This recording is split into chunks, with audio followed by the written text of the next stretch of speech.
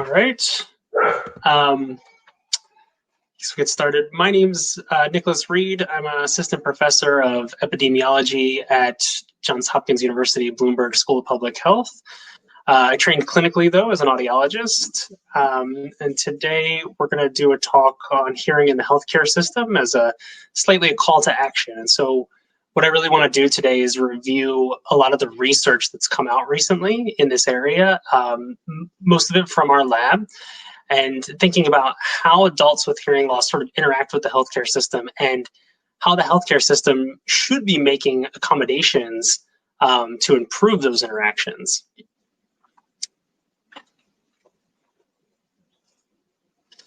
A couple of quick conflict of interest and acknowledgements up front.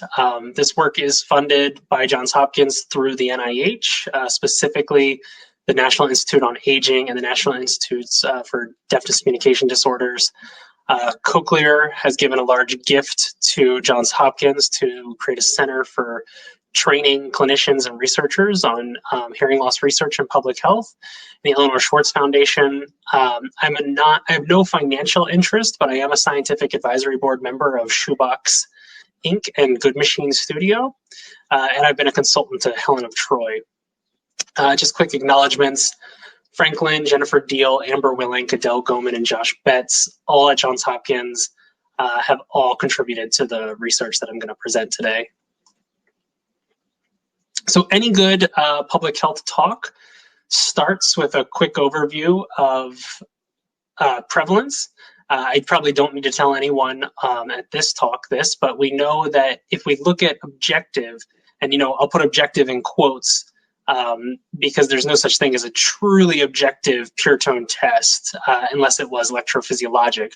But if we look at pure tone audiometry in the United States using a nationally representative sample, as we get older, the prevalence of hearing loss using the World Health Organization criteria increases, such that when we get over the age of 60, half of all adults in the United States, over the age of 70, 2/3 of all adults in the United States have a clinically meaningful hearing loss. And whether they report that hearing loss is meaningful to them or not is a different story, but this is using the pure tone data.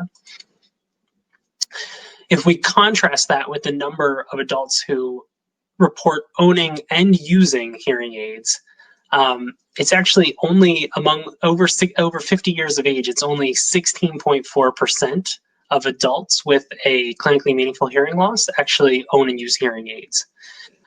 You see those numbers vary. Generally, it's less than 20%, but there are estimates that it's as high as 30%. I think it depends a lot on the sample and the survey bias that's being presented. So, sort of a conceptual framework to guide us today in this talk.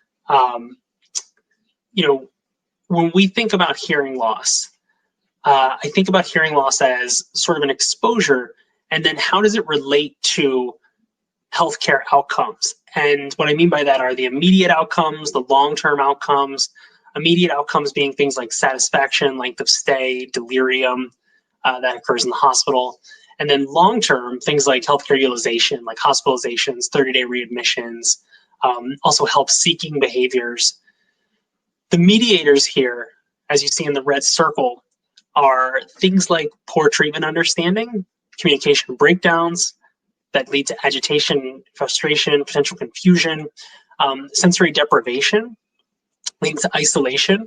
I find this pathway to delirium to be sort of a fascinating path that, we don't talk about delirium enough. Right now in the COVID pandemic, perhaps you are hearing about it more.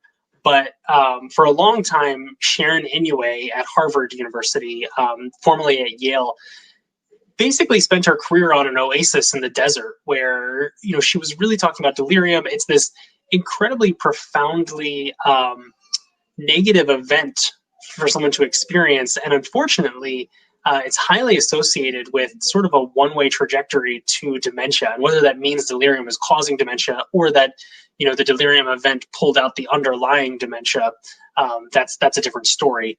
But it's very costly to the healthcare system. It's traumatic for the patient. And one of the pathways that she's proposed for a long time has been sensory deprivation. This idea that when you're in the hospital and you're having trouble communicating with people, and visually it's sort of a difficult environment, especially when you have personal protective equipment on, masks and gear.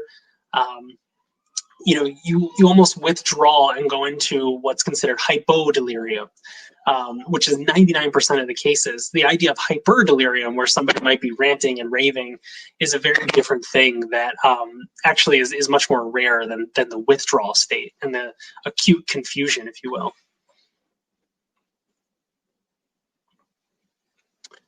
So the key here, I think, though, of those in the circle is patient-provider communication. And patient-provider communication is really a cornerstone of patient-centered care. The Institute on Medicine released the very large report in 2001, Crossing the Quality Chasm, and they go down this pathway of communication being vital to patient-centered care. It's care that's respectful of and responsive to individual patient preferences, needs, and values. I think the key word there is needs here. And interestingly, in the entire report, hearing is not mentioned as part of patient-provider communication. So when they talk communication, they're very much meaning like empathetic communication, where it's about what you say and the content of what you say. But to a certain extent, I think we need to step back and think about, well, are there communication barriers that we can overcome that may be also hampering communication? Specifically, when I think about the needs of patients, I think the healthcare system isn't responding to various people's needs. And we know that patient-provider communication is important. There's a multitude of literature out there that shows it's related to time to diagnosis, which can be life-saving in some cases, treatment understanding, long-term post-hospitalization outcomes. But the work in this area is pretty sparse. There's not a lot to really say hearing loss and patient-provider communication are truly related. There is a group out of Ireland that did some work relatively recently in 2017, where they interviewed 100 adults, all 60 years and older, with semi-structured interviews following medical appointments.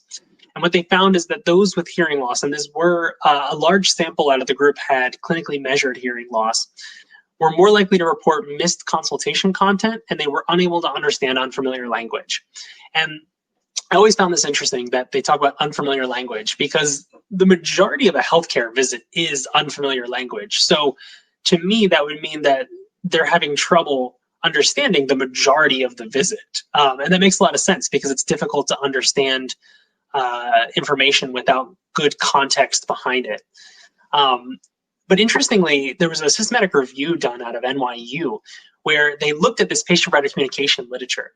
And again, this is a very vast literature base. This is thousands of articles. And only 23.9% in this systematic review even mentioned hearing loss. Of the entire group, only 6% included hearing loss in their analysis. So that means that even though some of the papers, a quarter, basically mentioned hearing loss, that means they're just sort of in passing saying, oh, hearing loss may impact communication. Only 6% of papers in the literature actually took the time to put hearing loss into their analysis and see whether or not in the model hearing loss was impacting the outcome, which I think is a real statement to how people sort of view hearing loss as sort of, again, there's this public health perception that hearing loss is sort of just this benign aspect of aging, and it might not be meaningful to the outcome, the health outcomes of interest. And I think that's very much overlooking the reality of, again, the needs of patients and the desires of patients. We did a systematic review in my group. We went a little bit larger, and we did 5 full databases. So we pulled thousands and thousands of articles, and we were trying to find any articles that included hearing loss in their analysis. We wanted to get a full, in-depth sort of idea of what that looked like. We found 13 studies that included hearing loss in the analysis. And in all of those studies, all 13 of them, hearing loss was, significantly, quote unquote, associated with poorer perceived patient-provider communication. Sometimes that was from the provider's perspective, and sometimes that was from the patient's perspective. But regardless, it was a very steady outcome. And the emergent themes were that, the provider perspective was that hearing loss contributed to poor relationships with their patients and longer treatment time, which again can be literally vital to life-saving statistics there. Delayed time to diagnosis can very much affect the outcome. Importantly, though, in these papers, when hearing loss was addressed, whatever the strategy was, and some of them had different strategies, across the board, patients were reporting better perceived communication, which I think is really important here, that, when we do something about it, we can help. It's a modifiable pathway.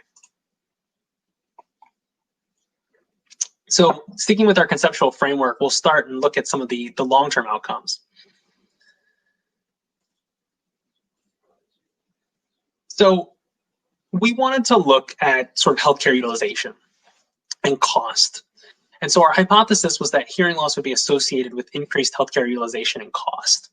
And I'm gonna actually not skip ahead a little bit, but I'm gonna frame this a little bit for this audience, because I find this to be interesting that we put out the results of this, and some people actually came back on Twitter and they actually said, oh, they found our study offensive because they thought it was saying that people with hearing loss, adults with hearing loss, were sort of a drain on the healthcare system. And I want to make sure that it's understood up front that that is not what this study, that's not what our intention was, first off, and that's not what this study even tells you. This study is about the costs incurred by adults with hearing loss. And so a lot of it is covered by insurance, because that's how we measure a lot, by claims data, but a lot of it's also out of pocket. And what it really means is that the burden of healthcare is falling very heavily on adults with hearing loss compared to adults without hearing loss. So we looked at the Optum Labs data warehouse. This is a warehouse that at this point, it's over 125 million de-identified data claims across the US. It's like triple that now. When we looked at it, though, it was 125 million. It has private and Medicare Advantage claims, physician, hospital, prescription claims information from electronic medical records, socioeconomic and satisfaction measures, Medicare and private insurance surveys are also included in here. Our analytics sample was from January 1, 2000 to December 31st, 2014. We're very specifically doing that because we wanted to try to avoid getting too much of when the switchovers were occurring with the ACA. So we looked at 2, 5, and 10-year cohorts here. The outcomes that we were interested in were total medical cost, what was paid by the health plan, out of pocket, and then we even isolated costs related just to hearing loss to make sure we weren't capturing something that was sort of introducing a bias to our study. And I'll tell you up front that the costs for, very specific to hearing loss, and this is not including hearing aids, and I'll go over that in a minute, but not including hearing aids, just the cost of things like, getting your hearing tested, they're very minimal to the insurers, and even out of pocket, they don't cost very much. Hearing aids are a different story, and we actually left hearing aids out, and I'll explain that in a second, like I said. We looked at the total number of inpatient hospitalizations, the total days hospitalized to give us an idea of length of stay, readmissions within 30 days of discharge, the number of emergency department visits, the number of days with at least one outpatient visit. And so, there's a methodologic question here about measuring hearing loss in a claims data set. And I think it warrants sort of a little bit of discussion that, it's a very careful approach, and we're only capturing people who have a claim for hearing loss. And a lot of times the claim for hearing loss is sort of the medical claims, like conductive loss due to like an ear infection or something like that, not your typical either age-related hearing loss or sensory neural hearing loss. So there's sort of limitations in here. That are we getting appropriate coding from physicians? Are we actually able to capture things? It's very difficult to capture hearing aids because hearing aids are very much an out-of-pocket expense in a lot of cases, and we actually left those out because of that. Because what we couldn't capture whether or not we were getting an accurate measurement of those that actually were using hearing aids. And there's a lot of undocumented hearing loss in terms of the claims. They might put it in the chart notes, but it's difficult to do the natural language processing of hundreds of thousands of charts like this. So we wanted to identify age-related hearing loss. So we pooled adults older than 50 years or older. They had no hearing loss ICD codes 2 years prior to their index date. We included ICD codes for hearing loss or sensory neural hearing loss. We excluded anything with sudden hearing loss, hyperacusis, specifically coded as neural or conductive or central losses. Persons with a same year code related to ear disease, such as like drainage of the ear or pain in the ear, otorrhea and otalgia. We actually excluded those ones because what we assumed happened was that the physicians coded like a general hearing loss code, but in reality, it was an ear infection code. Or it should have been ear infection. So we actually excluded those ones. We excluded anything with chemotherapeutic agents, because they are ototoxic. So anybody getting chemotherapy, any of the agents that are ototoxic were pulled out. Aminoglycosides that we were able to identify. We pulled out people with hearing aids if it was included. But we acknowledge that, like I said, many people with hearing aids are not going to be included in this analysis, so we weren't able to capture them. So we end up with a matched cohort. We actually matched people on various variables. And so we used 38 variables, including insurance type, age, race, sex, education, and all their baseline metrics for utilization. So that means that for every person in here who had hearing loss, we have a matched person who is as close as possible as far as age, race, sex, socioeconomic status, where they live, and how they're utilizing healthcare at baseline. And we end up with a 2-year, 5-year, 10-year cohort. At 2 years, we have 77,207 adults with hearing loss and without hearing loss on each side. At 5 years, we have 22,400, and at 10 years, we have 2,364. So we have full 10 years of data on those two matched cohorts. You'll notice here in the paper, we said untreated hearing loss, and that's because we excluded hearing aid use. And so it was very much sort of a semantics thing that the journal asked us to do, and it doesn't really bear any meaning to what we're looking at here. What we see is that over a 10-year period, I'll skip right to that, adults with hearing loss, on average, incur $22,434 more in healthcare spending. That's a 46.5% increase in healthcare costs over a 10-year period. When it comes to things like 30-day readmissions, adults with hearing loss have a 44% increased risk in experiencing a 30-day readmission over a 10-year period, which is a pretty high number. And for those who might be wondering, 30-day readmissions are sort of a metric of quality of care in the healthcare system. When you have a 30-day readmission, it generally means that you were unable to follow whatever the treatment was, or the treatment might have failed after you were discharged, and now you've been brought back in. So the idea in the healthcare system is to knock down 30-day readmissions. We shouldn't be discharging people who are just going to come right back. We should be trying to treat them and make sure they're stable and they're going to progress on with a healthy trajectory. This is just another way of looking at it. I like these because I think they're cleaner. 47% increased rate of hospitalization, 2.5 days longer during hospital stays. That's on average over a 10-year period. So they're spending significantly more time in the hospital, adults with hearing loss are.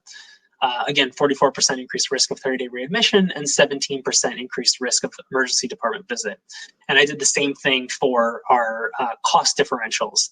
And you see that over time, that differential just keeps getting larger and larger the more we follow these cohorts.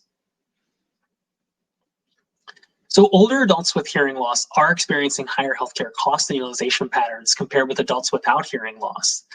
And the claims data presents inherent limitations here, where claims is designed for billing. It's not designed to capture hearing loss, so we have trouble capturing our exposure.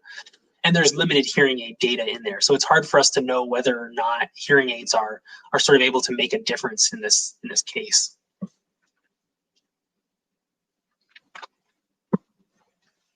That doesn't mean that other researchers haven't looked at hearing aids. This is a study using Medicare expenditure panel survey data from 1 year, and they actually looked at those with and without hearing aids, and they looked at out-of-pocket expenditures, Medicare expenditures, healthcare costs, nights in hospital. And I always point out this nights in hospital one. This is only a 1-year sample, but it does appear that those with hearing aids are spending less nights in the hospital. And as a proxy of length of stay, perhaps that does mean that adults with hearing loss that use hearing aids are able to communicate somewhat better than their peers in this model, at least. And communication is more fluid, and maybe it does mean that it reduces length of stay. But I think this is very sort of I put like a lot of tempered language around this study. I think it's a fantastic study, but I think it only represents 1 year of data, and it's really hard to put hearing aids into these models because a lot of the same things that hearing aid use is associated with. Hearing aids are expensive, meaning that when we capture hearing aids in secondary data like this, it's often also capturing basically a high-income group who are able to afford hearing aids. And that sort of throws off the models. That's not true of everybody on the individual level, but on the average level, when we model it like this, we end up with sort of a biased approach somewhat. So yeah, again, people with hearing loss who use hearing aids are different to those with hearing loss who do not use hearing aids. Income, education, help-seeking behaviors. It's difficult to capture hearing aids in claims data, and this sort of limits our ability to make inferences there.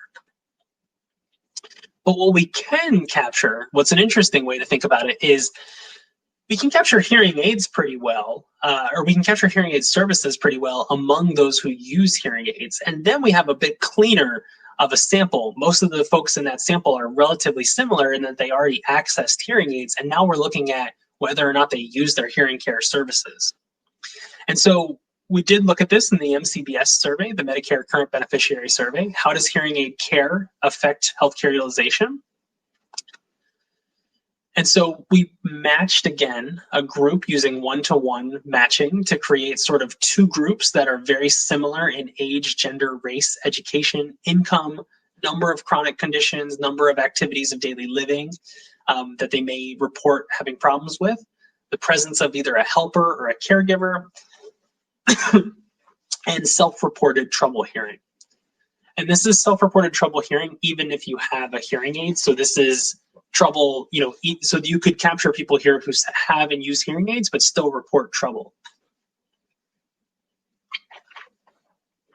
And what we found in our matched group was that adults with hearing aids that actually used their hearing care services, meaning that they had been to an audiologist in the past year, actually spent less on average than those who did not use hearing care services.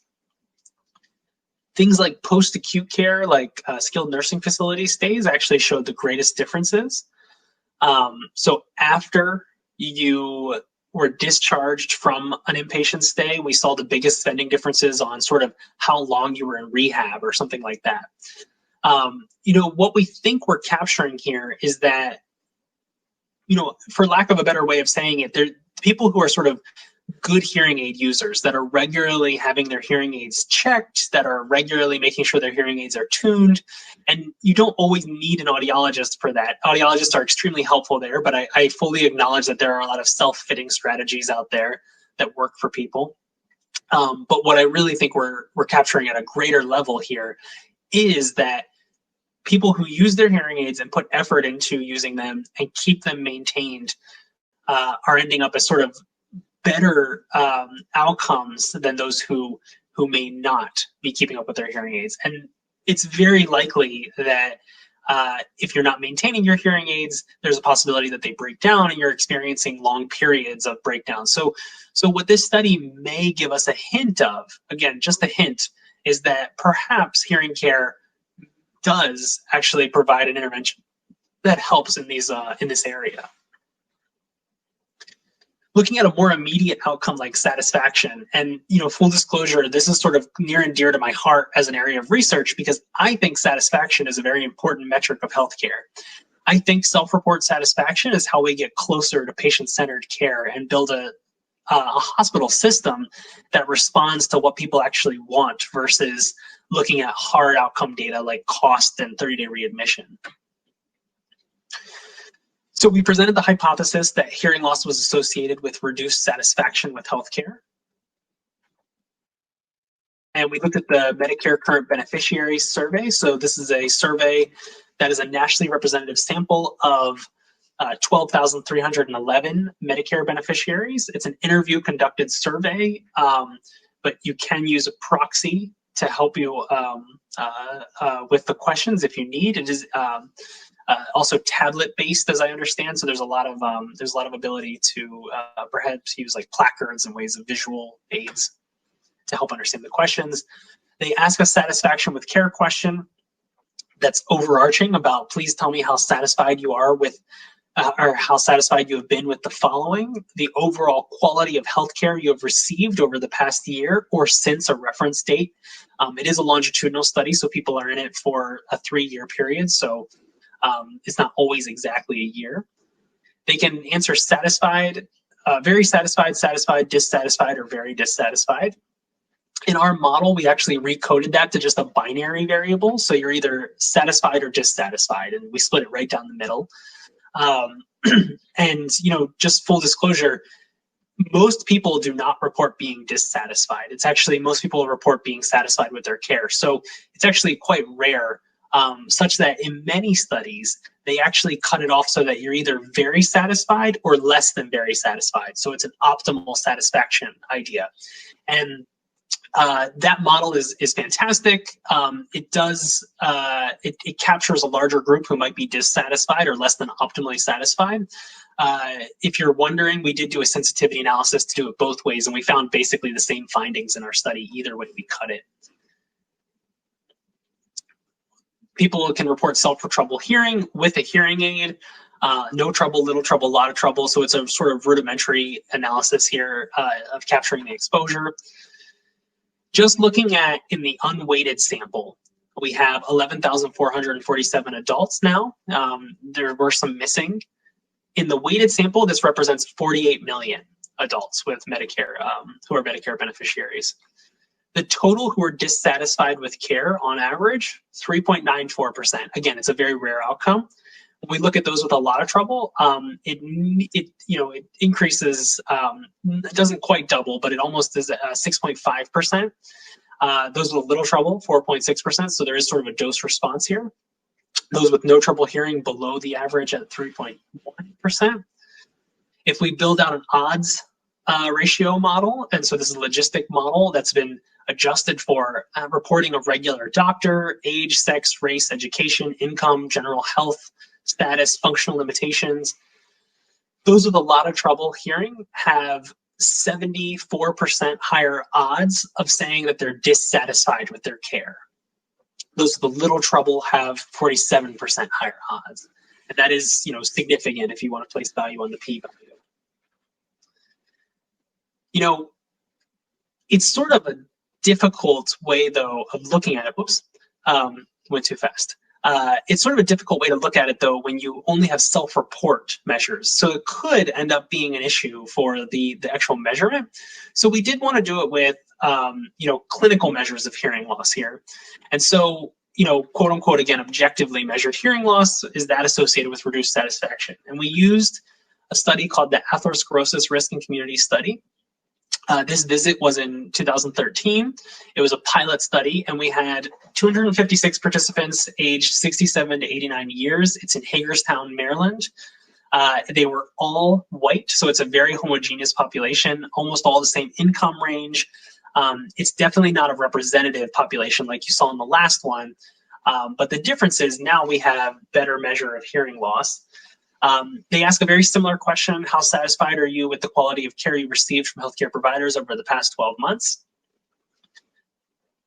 We did this one as what is considered the norm that I told you about before, where they're either optimally satisfied, where they're very satisfied, or they're less than optimally satisfied, where they say they might be somewhat satisfied, somewhat dissatisfied, or very dissatisfied. Again, we did a sensitivity analysis. It doesn't matter which way you cut it. It's just a matter of sticking with what sort of the literature reports is the best way to handle this. We have a 4-frequency pure tone average. We use it as a continuous and a categorical variable. For categories, we use the World Health Organization criteria for normal, mild, moderate, or greater hearing loss. We didn't have enough of a sample size to include what might be considered profound hearing loss or severe hearing loss. We built a logistic regression model, which included age, race, sex, education, cognition, comorbidities count, diabetes, hypertension, myocardial infarction, asthma, cancer, stroke, and hospital stay.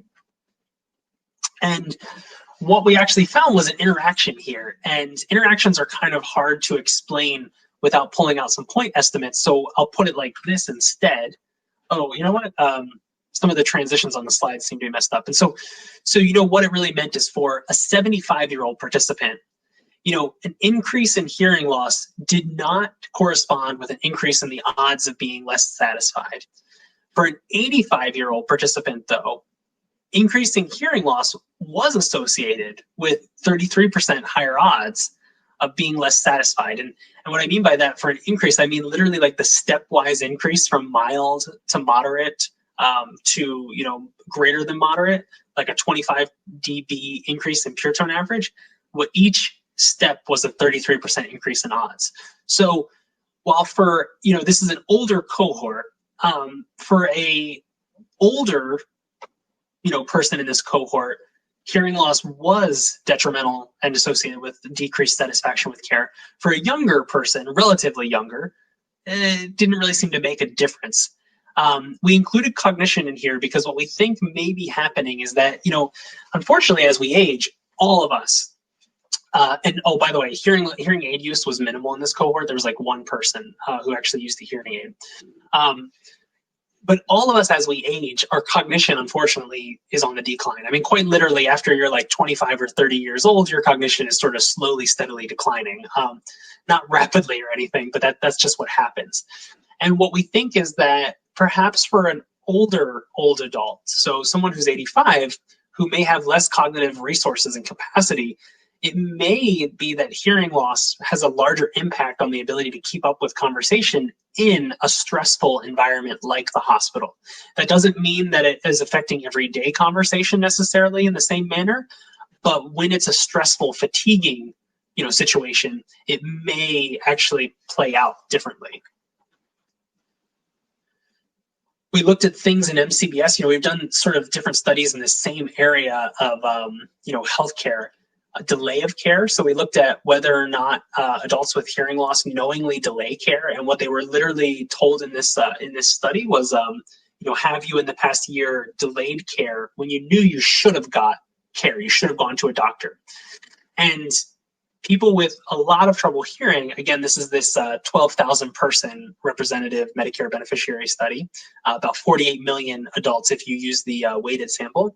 They had 2 times the odds, so 100% odds, if you will, of saying that they knowingly delayed care in the past year. And what's interesting is that when you look at the reasons for delaying care, it's not trouble getting to a doctor, it's not schedule conflict, it's not at all cost. Cost was not an issue, like insurance acceptance wasn't an issue.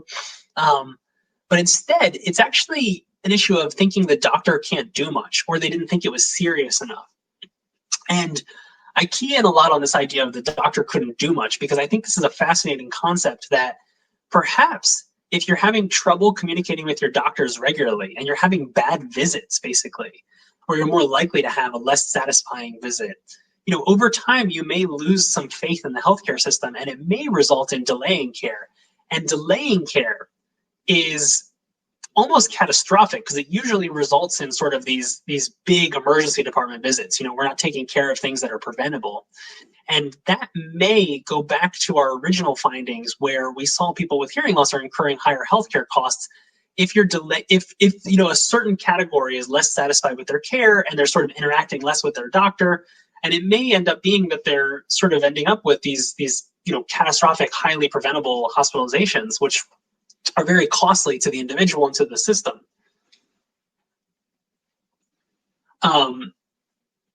This is just reviewing what I just said. Previous experiences with the healthcare system could be reflected and considered in future actions. This could be considered an example of a person with hearing loss repeatedly having a poor experience, and then they may be less likely to seek care in the future, which would lead to delaying care, which would lead to, again, those high costs. We've looked at things like accompaniment in the healthcare system, and this is the odds of people reporting that they need somebody and want someone to accompany them to their healthcare visits. In this case, we looked at hearing, vision, and dual sensory impairment. We find it interesting that in dual sensory impairment, the odds are extremely high. The hearing loss group, the odds aren't much higher of saying they need someone to accompany them to visits, meaning that adults with hearing loss are not always bringing a family member or a caregiver with them. What's interesting, though, is if you pull out the hearing loss that versus vision loss groups and the reason for they're bringing an accompanying person, so the reason that they want a caregiver with them, it ends up that hearing loss is sort of associated with these communication issues. So taking notes, people with hearing loss that brought a caregiver, a higher percentage, explaining instructions, hearing loss. But if you look at something like transportation, it's very much, that sort of skews on the vision side. We can look at help-seeking behaviors. And so I apologize, this slide had some transitions in it, and it looks like it's all just showing up at once. The model here is that patients will, the statement is that patients will do anything to avoid seeing a doctor. And adults with a lot of trouble hearing had higher odds of saying that they will do anything to avoid seeing a doctor. After that, they were able to respond to the statement, the patient sees the doctor as soon as they feel bad, he or she feels bad. Adults with a lot of trouble hearing loss were less likely to, agree with this statement. So they had reduced odds of saying that they go to the doctor as soon as possible. They worry about health more than others their age. The odds are about the same there. And they keep things to themselves when they're sick. And again, the odds are a little bit higher among adults with hearing loss. But what's interesting about these first two are about help-seeking behavior. Will you avoid the doctor, and do you go to the doctor as soon as you feel sick? These second two are about perceptions of health, right? And these second two, in our adjusted models, and again, this is Medicare beneficiaries, those with hearing loss, the odds are not much higher. Like it's not like, and even in this case, they're not even significant when it comes to worrying about health. So people with hearing loss, they have the same sort of feelings about their health, but they may not be doing as much about it in this Medicare beneficiary group. We also look at perceptions of care in the same data sets, and we find that persons with hearing loss are more likely to agree with the statements. The doctor seems to be in a hurry. The doctor does not explain medical problems. The doctor acts as though they're doing you a favor by talking to you. They're more likely to disagree with the statements like doctors answer all their questions, doctor will tell them when, or tell you all you want to know about a condition or a treatment, and the doctor has a complete understanding of what's wrong with you. So in general, the perception of care among adults with hearing loss appears to be such that they sort of perceive doctors to be poorly communicating with them on a regular basis. And this is adjusted for numerous different areas, including having more chronic comorbidities, reporting overall poorer health, age, race, sex again. It doesn't seem to matter what's included. Hearing loss plays out as a significant predictor of sort of being, having poor perceptions of care. And so in summary, across all of those, hearing loss is associated with higher odds of being less than optimally satisfied. It's higher odds of delaying care. It's sort of this higher odds of the perception of care being poorer overall. Unfortunately, this is cross-sectional data, and the MCVS is limited to self-report hearing loss. We were able in the ERIC study to give you some objective, quote-unquote objective hearing loss measures, but it's a small sample size and it's an extremely homogeneous population, so it bears repeating in a better sort of study design. And I'll also mention, going back to our framework, delirium here. So we've covered length of stay, we've covered hospital utilization metrics and cost. Delirium is brought up over and over again in the research, but it's not, there's not a lot of strong studies that have really just focused on hearing loss and delirium. But in a review of studies that my team conducted, we pulled out that the incidence rates of delirium among older adults with hearing loss across studies are 36 to 61%, 61.7%, meaning that an older adult with hearing loss in these studies, most of them are in the ICU, so the intensive care unit, mind you, pretty high rates compared to adults without hearing loss, which is somewhere between 12 and 38.2% in the same studies. So hearing loss is also often this sort of significant factor in experiencing a delirium episode. And it's mediated, again, by that idea of being deprived of sensory input and feeling isolated. And I often bring up here that we, in the healthcare system, we sort of remove hearing aids from people, and we're likely causing these problems. We did a lot of focus groups in our lab, and I'll tell you a little bit about this more actionable research in a second. We've done a lot of focus groups where we've looked at, and we've asked nurses especially, their thoughts on hearing loss and hearing aids. And in one of my focus groups, one of the nurses actually stood up and started talking about how, the practice in their hospital was, in their unit in the hospital, was to actually take people's hearing aids, and unless they want to wear them and they sort of, insist upon it, the nurses actually often put the hearing aids aside in a drawer for safekeeping. And they did that because from their perception, they were so worried about losing the hearing aids and being held liable for losing somebody's equipment, that instead of just thinking about that hearing aids are part of this person's communication, instead they were viewing it as just this inventory thing, and they treated it as something that they wanted to protect and not use, when in reality they should have been using it to maximize communication. That's on the nursing side, on the hospital side, really. And that's not true of all hospitals, but this is just something that came up in a focus group. On the other side, we've done these studies now where we've started trying to address hearing loss in the inpatient setting. And when we asked in one of our studies about, do you have hearing loss and did you bring your hearing aids? Less than 50%, only 44% of adults with hearing loss who own hearing aids actually bring them. The majority of adults are leaving their hearing aids at home, that they, whether that is because they forgot them, because it's, maybe an emergency. Now, granted, we weren't doing this in an emergency department. We were doing this in an inpatient setting, where they would have, been triaged eventually, potentially they have gone from emergency department visit to inpatient, but not all. So they might have had a chance to get their hearing aids. So maybe they forgot them, or maybe they don't want to bring them because they're afraid of losing them in the hospital. There are a lot of cases where, during turnover of the room, during cleaning service, all the commotion that's happening, hearing aids do get lost and people are afraid of it. So very few people are actually bringing their hearing aids to the hospital even. So, all of this is good to understand, and it's good to do research in these data sets and have a strong, keen grasp of this area. Especially actually right now when we think about COVID and, I think there's bound to be at this conference now, if not, there's been plenty of webinars on it about communicating with hearing loss during COVID due to all the masks and PPE, other protective equipment. But we want to translate this research into action. And so right now, there's really no universal program to identify and intervene on hearing loss in adults in the hospital system, but there's a lot of calls to do it. And, I think I'm guilty as well. And I think most of the people in the hearing loss area are guilty because we ignore basic implementation science principles. And I think we go about this the wrong way often.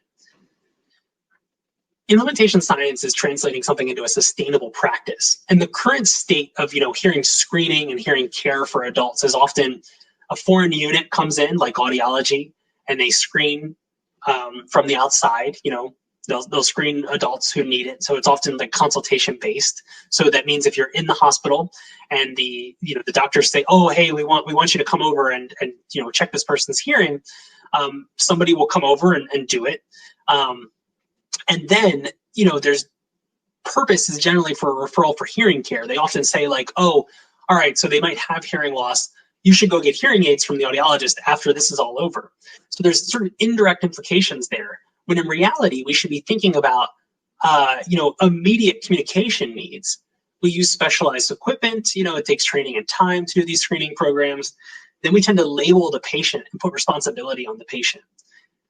And I often talk about here that what I mean by labeling the patient is we tend to write on the whiteboard or something from the healthcare perspective. I've literally seen this in hospitals before, writing, I have hearing loss, I can't hear you, speak louder. And it sort of puts the perspective on, it's up to the patient to tell people about their hearing loss. And I don't think that's the way this should be. The healthcare system needs to build an accommodating system that takes into account people's needs from the get-go. Instead, even if you watch some of the webinars that many of the professional organizations have put out, we often treat hearing loss as something that you need to tell your doctors, you need to be your self-advocate. And that's true. But the healthcare system also needs to, for lack, I get passionate about this. I was about to say something probably inappropriate. I'll say get off their rear ends. The healthcare system needs to get off their rear ends and actually start thinking preemptively about hearing loss. They need to ask, they need to be willing to do the testing, they need to be willing to have things in place to deal with it, instead of expecting people to come in and be their own advocate. That's not the way it is. We should be advocating on behalf of all of our patients from the get-go. And in general, this current system creates a lack of buy-in. There's no reason for nursing staff to really push for hearing loss screening right now, or doing something about hearing loss, when the implications are often, go buy a hearing aid from audiology, or go pursue hearing care, rather than like doing something right now. And this ignores, again, basic implementation science. There's no engagement and education and execution of a project that can even allow for evaluation. We fail at the basic level here. And again, from an implementation science perspective, we haven't taken into account everybody across the board who could build a program. Instead, we tend to sort of take ideas that are good in faith, and we sort of take like one or two people in the system and try to make it work. But that's not sustainable. It will never be sustainable if you try to approach it from that perspective. Even from a policy perspective, you can do what you want, and you can put in policies that say things have to happen. I'll say that I've given this presentation, and people have said to me that, well, the key to your project is that you just need a policy at the hospital that says they have to do all these things. Policy follows evidence generally. And if you haven't built out the best sustainable evidence, you're going to have trouble getting your policy implemented, and then you're going to have trouble getting your policy followed, because there's nothing that builds a reason for people to engage and do something about it. And when I say people, I really mean on the hospital side, on the nursing side, and the provider side, and on the hospital administration side. If they don't see things that are meaningful to them, they're going to have trouble sort of following it. So policy is true, it's great, but good policy is steeped in good sustainable research and good sustainable programmatic approaches. And so we have a program at Hopkins that's in pilot phase and feasibility phase. It's been run a few times now. It's also been run up at Mass General, which is Harvard's hospital. Engaging healthcare to address communication environments. We call it the Enhance program. It's incredibly simple in that we are screening for hearing loss as part of the common procedures at admission. If they don't have hearing loss, we don't do anything. If they have a mild hearing loss, and I'll put that in quotes because it's self-report, we use signage. If they have moderate or greater, we use signage and an amplifier. We train all staff. And so at this point, we've built a webinar that's based around training for communication accommodations. And again, if you're noticing, our program is steeped in the idea that it's not about hearing loss here. It's about improving communication. and we're addressing hearing loss to improve communication. And that gives a lot of buy-in for the nurses and the providers because they understand the implications of it. It's not this idea over here of, oh, hey, go get a hearing aid. Now it's, if we address this, we can improve communication between us, which is going to be something that's more meaningful to both sides at this moment in time, being in the hospital, and it's going to lead to better compliance. And so we do, this is a simplified version of what we're teaching them, but we teach about handheld amplification. We teach about asking about hearing aids and using hearing aids, removing background noise, improving the lighting. And then I think it's important, this is where we get lost a lot. Most people think of hearing aids and amplifiers, and that's where they sort of stop. But what I think is most important is understanding how to communicate and ensuring people's attention, rephrasing rather than repeating, slowing down your speech rather than shouting at people. These are fundamental to complementing the amplifiers and the hearing aids, but also fundamental to improving communication for people who might not use an amplifier or a hearing aid in the hospital. So someone with more mild loss that might not identify at that level. We then use signs. Our signs are bold, colored signs. They remind people about communication. What you notice on our signs is that we don't label our patients. We don't say like, oh, you have a bunch of hearing loss. These signs are aimed at the providers because it's the provider's prerogative, the nurses, the doctors, the allied health practitioners. It's their job to make sure that they're accommodating for communication. So this doesn't say like, oh, I have hearing loss, talk louder. Instead, it reminds people of those basic principles that we taught in the webinar. We use different colors because we do have one that suggests that maybe a hearing device, meaning an amplifier, should be in use, and the other one being pink, what doesn't say that. We don't keep our signs up all the time, and we do that very purposefully. If someone identifies as having hearing loss at the admission, then we put the sign up. If it's just mild, that's all we're doing is putting the sign up. If it's mild or if it's moderate or greater, then we're doing the sign plus a device we're giving them. We don't keep them up because signs that stay up tend to become wallpaper, and wallpaper gets ignored. By using this as sort of a, only when needed program, it's a little bit more demanding, but it sort of brings everything back to the forefront of people's minds that they were trained upon, and it creates a situation where they're more likely to actually act upon it rather than ignoring it. We use a simple amplifier. This is the Super Ear SE9000. It's not the Pocket Talker. We use the Super Ear because it is significantly cheaper than the Pocket Talker. And it has a recessed sort of microphone that allows us to, wherever you point is probably where it's actually picking up sound rather than like a big omnidirectional microphone. So we like that. The cost is a big deal because in our program, instead of just putting one unit on the floor, so it's very common for hospitals to have one Pocket Talker on a floor. Those go walking, they get lost quickly. If they break down, there's no backup. And they don't really create a sustainable approach to hearing loss anyway after hospitalization. Instead, if we buy these in bulk, we can give them to the patients. We literally give them away. You get it. It's also a sort of an infection control thing for me too. When I think about COVID, I think that we don't want to be passing things around very much. So we give this to a patient and we let them take it home. So now this is embedded, it has direct implications, it's purposeful for that moment in time. And we change the onus of communication on to the hospital system. We ran this as a feasibility trial at Hopkins. There were a ton of engaging things ahead of time. We had to engage the Quality Initiatives Committee, the ADA Compliance Committee, the Aesthetics Committee to get our signs up. We met with administrators and nurses ahead of time. We had lots of lunch and learns to make sure people were trained on communication. We ran this for a 3-month period. We had lunch and learns during the program to make sure people were continuously being educated about the process. We ended up with 502 screenings. This was about 78% of all admitted patients per the charge nurse numbers reports. 41 persons, in addition to those 502 screenings, said that they just didn't want to complete the form. They were either unresponsive or refused or time constraints. So we actually captured almost 85% of everyone admitted in one way or another. We distributed devices to 75 adults with moderate hearing loss. There were, 6 people who said they had a lot of hearing loss, that their hearing loss was moderate.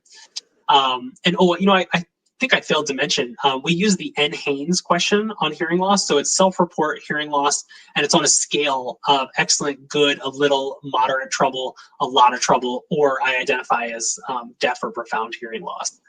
And so I find this interesting that there were some people who said they had moderate or greater hearing loss who didn't want an amplifier.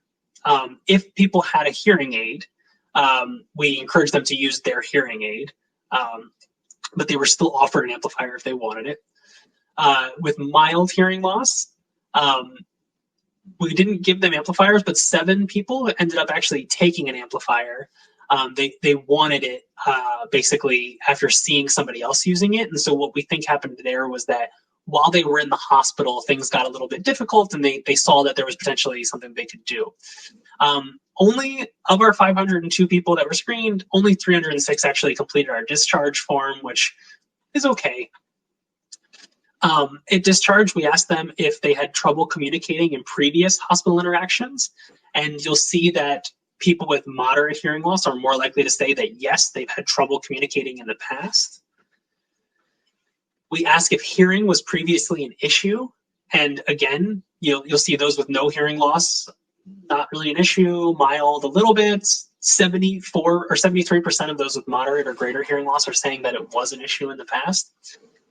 We asked if communication during this current stay was improved compared to previous stays. This is a not very good scientific way of doing this, but this is for a feasibility trial, what we had the ability to capture. And you're seeing that a lot of people are saying that, yeah, my communication improved a little.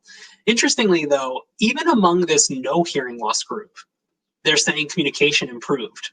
And what we think we're capturing there is that the same communication patterns, like rephrasing rather than repeating, speaking slowly, getting people's attention, making sure people can see your mouth when you talk, those help everybody. So regardless of hearing loss status, those are helpful. So we think that our program, just in this basic phase, was helpful to anybody, basically. And people are sort of saying that in our capture of the improvement. This is, are you satisfied with communication during your current stay? People are mostly completely satisfied across the board. Interestingly, though, the hearing loss groups are actually more satisfied with communication proportionally than those without hearing loss. And let's be honest, at this point, they realize that we've done something to help them. We've either given them a device, or they've seen the sign maybe, or they've realized, why we're asking all these questions. And so there's probably a survey bias here in that we're capturing people who are saying they're satisfied, but it's also because they know we did something here. So again, the science is relatively weak. It's just a signal of interest. We asked people if they wanted to see this in other settings. And for the most part, yeah, almost everybody across the board said, yes, you should be doing this regularly. 90+% of those with mild or moderate hearing loss, 75% of those without hearing loss. And again, the without hearing loss group, we explained to them what we did, but of course they didn't see any direct implications for this. So it's, they might have less reason for saying, yes, they want to see it. On the provider's perspective, we're asking them on an agreement scale of strongly agree to strongly disagree if they agree with these things. And I'll just point out a few of these because we're coming up on our time. We asked if it made it easier to communicate with statements. The vast majority agree with that statement, or communicate with patients. We asked if it negatively disrupted workflow, and everybody disagrees for the most part with that. They're neutral on if it took too long. So it's not interrupting their workflow, but they're not saying necessarily that it's too long or too short. They think patients are less confused when they discuss care when they were implementing this program. They found that the program saved time for them by making communication easier. They also found that they were using best practice communication more often, regardless of hearing loss status. So again, it goes back to that idea that we're helping everybody. They felt patients appreciated the program. They did feel slightly like they needed some more training. So we've addressed that with new webinars, actually, as we've kept this going. People want to see the program, for the most part, implemented elsewhere. And they're still sort of neutral on the value of the program. There's a lot of people saying that it's a good thing, but there's also some neutrality there.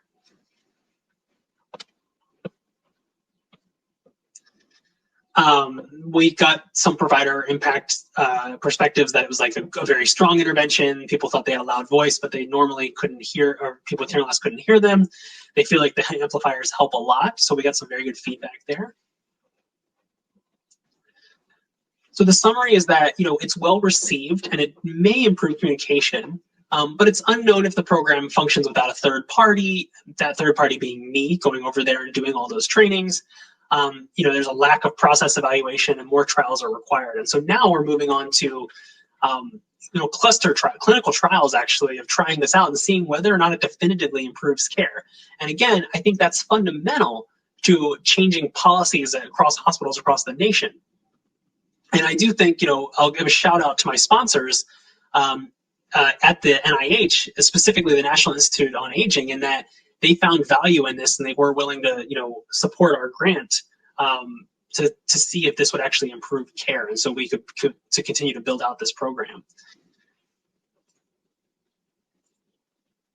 And so, you know, we're moving towards acceptance of perhaps like a universal program for adult hearing screening and intervention. Educating the rest of the medical community is important through these programs.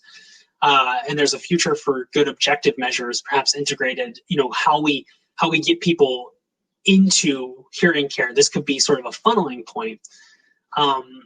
In the context of over-the-counter hearing aid coming, I think programs like Enhance sort of help build out the, let's call it, spider web of places where we think about hearing and hearing care.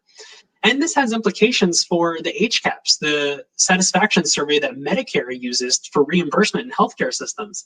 You know, you have to play to the pocket strings of the healthcare system slightly. And under Medicare, satisfaction surveys affect how your reimbursement rates are set. If you have more satisfied patients, you actually get a higher reimbursement rate. And if we prove out that addressing hearing loss improves communication and improves satisfaction, well, we may be then providing a monetary hospital incentive for hospitals to do a better job of accommodating something that they should be accommodating from the get-go, but they're not truly accommodating yet. So that's it. So I'll you know, sign off here. You know, thanks for attending. And now I believe we'll start taking some questions.